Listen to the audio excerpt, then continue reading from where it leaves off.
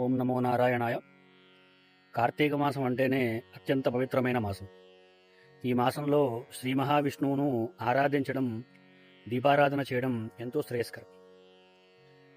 మరి ఈ పవిత్రమైన కార్తీక మాసంలో కమలం పువ్వు, పద్మం యొక్క విశిష్టత ఏమిటో తెలుసుకుందాం. పద్మపురాణం నుండి కార్తీకే నార్చిత హేయిస్తు కృష్ణస్తు కమలేక్షణ జన్మకోటిషు విప్రేంద్ర నతేషాం కమలాగ్రహే.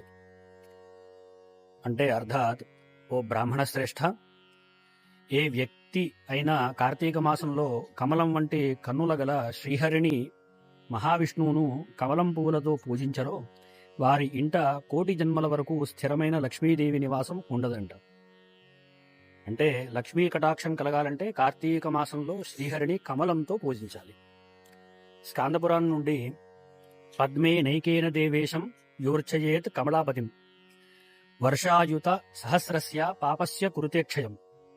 అర్థాత్, కార్తీక మాసంలో ఒకే ఒక్క కమలం పువ్వుతో లక్ష్మీపతి అయిన మహావిష్ణువుని ఎవరు పూజిస్తారో కోటి సంవత్సరాల పాపాలను సైతం నశింపజేస్తారు అని చెప్పి. ఇది అద్భుతమైన అవకాశం. ఒకవేళ మీరు ఇప్పటి వరకు కార్తీక మాసంలో కమలార్చన, కమలం పువ్వును సమర్పించలేకపోయి ఉంటే గనక చింతించకండి.